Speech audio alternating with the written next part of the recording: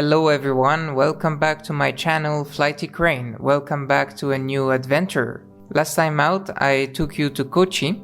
If you want to check it out or missed it, the link to the video is on the top right corner of the screen. This time I'm taking you to Beppu, which is located on the island of Kyushu. Beppu is surrounded by mountains, volcanoes and the sea. Beppu is a city very famous for its hot springs, and the area of Beppu produces more hot spring water than any other area in Japan, and maybe even more than most places in the world. As you can imagine, Beppu offers some of the most unique experiences this world has to offer. So let's dive right into it.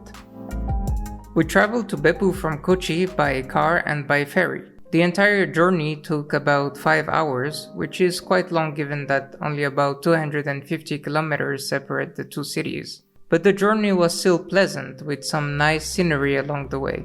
If you travel to Beppu from a larger city in Japan such as Tokyo and Osaka, then I recommend either taking a train or flying to Beppu. My biggest recommendation is to rent a car in Beppu if you can, to enjoy flexibility.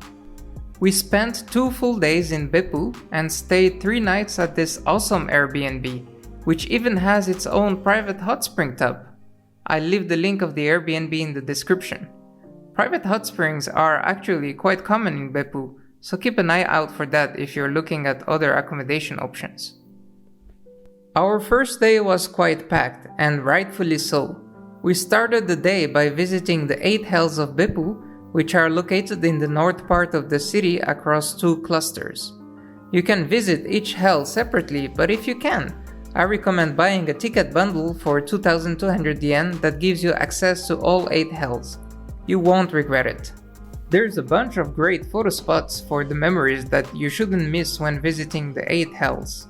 Also make sure to grab one of those paper thingies when you buy your ticket to collect stamps. Each hell has its own stamp. Some stamps might be quite well hidden.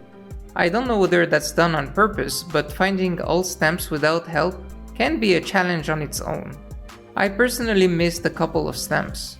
By now you might be wondering about what you can actually see in the 8 hells. Well, the answer is not that simple, because the reality is that there's a lot to see and the variety is quite impressive to say the least. The first thing worth mentioning is that the reason why these places are called hells is related to the various hot springs you will see and the volcanic activity of the area of Beppu. One thing for sure is that you shouldn't expect to take a bath in the hot springs, although you might get something close to that, which we will come to later on. Instead, you can expect to see hot springs of various colors depending on the minerals they contain. The hot springs are also of different temperatures. Most hot springs, if not all, will display a description for visitors who are curious to learn about them. And please don't touch the hot spring water since it's very hot. You can see it and maybe even smell it, but no touching for your own sake. One of the most unusual and perhaps even the most interesting things you can see in one of the 8 hells are crocodiles and alligators. These big dangerous reptiles have been living in Beppu for some decades now and were initially imported from Malaysia, if I'm not mistaken. It turns out that hot spring water is perfect for crocodiles and alligators as they thrive in warm water, which is common in their natural habitat. If you're lucky enough, you'll get to see a feeding session, but unfortunately we didn't witness that when we went there. In another hell, close to the one with the crocodiles, there is also a relatively small aquarium with tropical fish. The water in there is also kept warm using hot springs in order to recreate the temperature in the original environment of the fish. My favorite hell was probably this one. You are welcomed by a small pond of lily pads, which really sets the tone for the rest of the visit to this particular hell. I really like the big green pond and the surrounding little forest, which brings a side of peacefulness and serenity. The fact that there is ample space allows the crowd to be dispersed and gives you a little sense of privacy. Take your time to walk around the blue hot springs of this hell, as well as the shrine located on site. This hell also has a nice greenhouse where lily pads and even bananas are grown. You will also find brown hot springs in this hell, as well as a colorful garden where you can take a nice walk and breathe in some fresh air.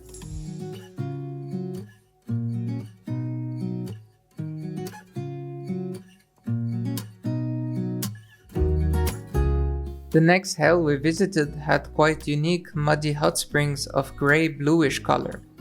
We were also quite lucky to see some cherry blossoms there, although we were already past the peak time for cherry blossoms.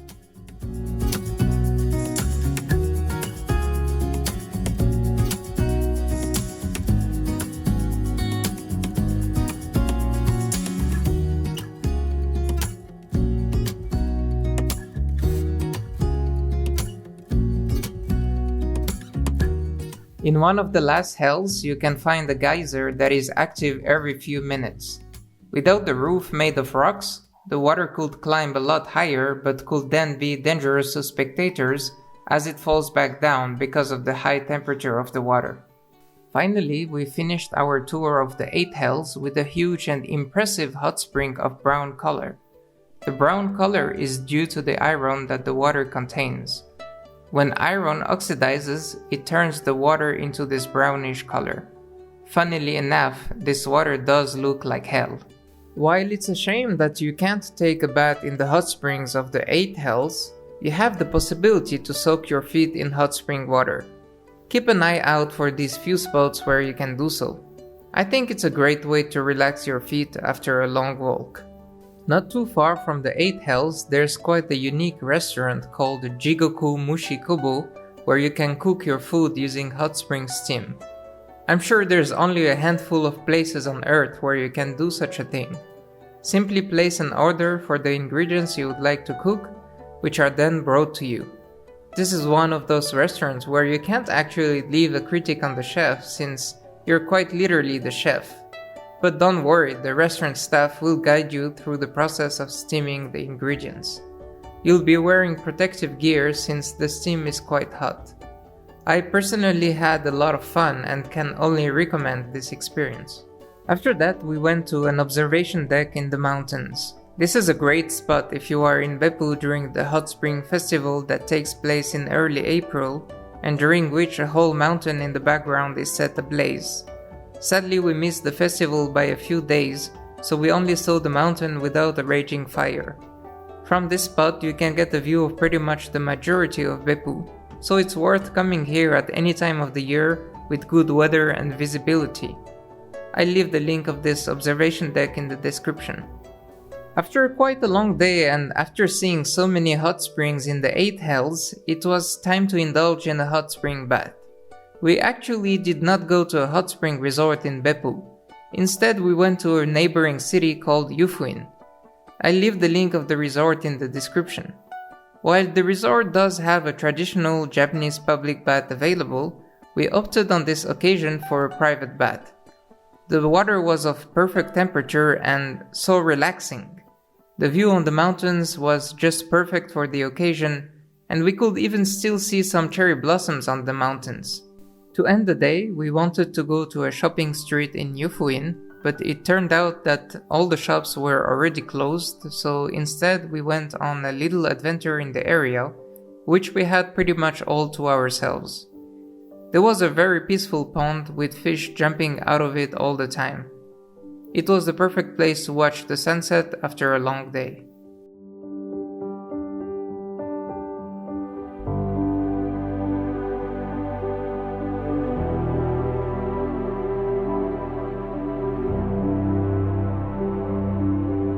The next morning, we took the car again and drove to the famous monkey park of Beppu. We sort of got lost on the way for a while, but at least we got to see this shiitake mushroom farm in a forest on the way to the park. While Beppu is most famous for its hot springs, if you come to Beppu and if you have time, this monkey park should be without a doubt on your itinerary. This is not a typical visit to a zoo where you see animals behind a cage in a safe environment. This goes a level above that. In fact, the monkeys in this park roam around freely, so the experience is a lot more authentic. The park is visited by 2 different troops of macaques that live in the forest and mountain in the area of the park. When we visited the park, the bigger troop was present. Be careful not to touch the monkeys, not to feed them, and not to get too close to them. They can react aggressively to that. Take your time to observe these smart and fascinating monkeys as they play, fight, or even as they groom each other. You can see monkeys of all ages, but the little ones are probably the cutest. When the park staff feeds the monkeys, there is a huge gathering as hundreds of monkeys come to a single area to try to get some food. Feedings happen quite frequently, so you're likely to see at least one of them. The staff told us that this particular monkey was comfortable with humans getting close to him, but don't try to do that with other monkeys. According to the staff, another special monkey was this particular female monkey, who is considered the most powerful monkey of the troop by the other members of the troop. She earned this title after she won a fight against the previous most powerful monkey, so she now enjoys a time of greatness before the next monkey challenges her and beats her.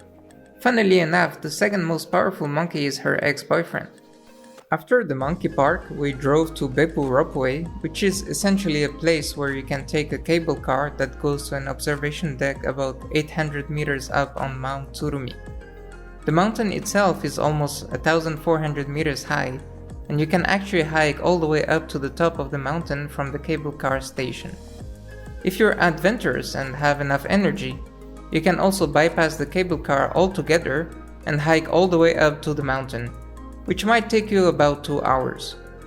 If you plan in advance, or you're simply lucky to come at the right time in late March or early April, you can see hundreds of cherry blossom trees blooming on the slopes of the mountain. Most of the cherry blossom trees we saw were already green, but a few were still blooming. From the observation deck, you can see pretty much the entire city of Beppu, and maybe even beyond that if the visibility is good. When we went there, the visibility was unfortunately not the best, but still good enough to see the city. We didn't hike to the top of the mountain since the last cable car to go back was scheduled not too long after we got to the observation deck, so I can't really comment on that. But if you have time, it's a nice idea to keep in mind. Instead, we walked in the surrounding area and visited the shrine that was located near the observation deck. At this point, our time in Beppu was quickly coming to an end. One of the best ways to conclude the trip in Beppu is by experiencing what it's famous for, hot springs of course. This time I experienced a public hot spring bath. What really sets the resort I went to apart from most of the other ones is the possibility to try out a hot sand bath, and I highly recommend it. I leave the link of the resort in the description for you. After Beppu, our trip across Japan continued in Osaka, and I'll leave that for another video. If you like this video, smash the like button and hit the subscribe and notification bell buttons to stay tuned for more.